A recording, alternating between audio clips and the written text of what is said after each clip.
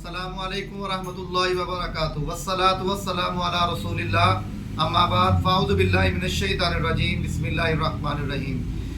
जी नाज़रीन कराम, आज हम आपकी खिदमत में एक नए नुस्खे के साथ हाज़िर हुए हैं और ये नुस्खा कैंसर के लिए बहुत अहम नुस्खा है।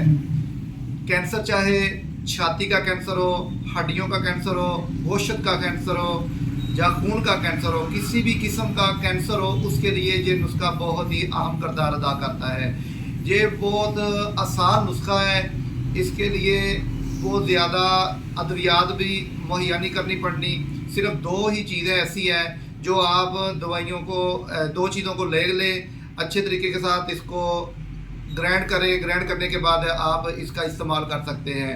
छाती के कैंसर किसी के यहाँ पे गिल्टी हो जाती है, कहाँ किसी के पाँव में, पाँव के करीब या रान के ऊपर या गर्दन के ऊपर एक फोड़ा टैप बन जाता है, फिंसी टैप बन जाता है मोटा मोटा सा।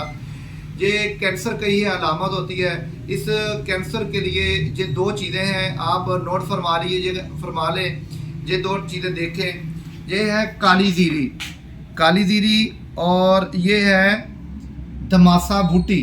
दमासा, इसको जवाई भी कहते हैं, जवा बूटी, दमा बूटी, इसके कई नाम ऐसे हैं, कड़वी बूटी। इसके अलावा इसको छोटे छोटे कांटों वाली बूटी भी बोलते हैं। ये बरीक बरीक कांटे होते हैं इसके, ये देखें बिल्कुल बरीक बरीक से ये कांटे हैं।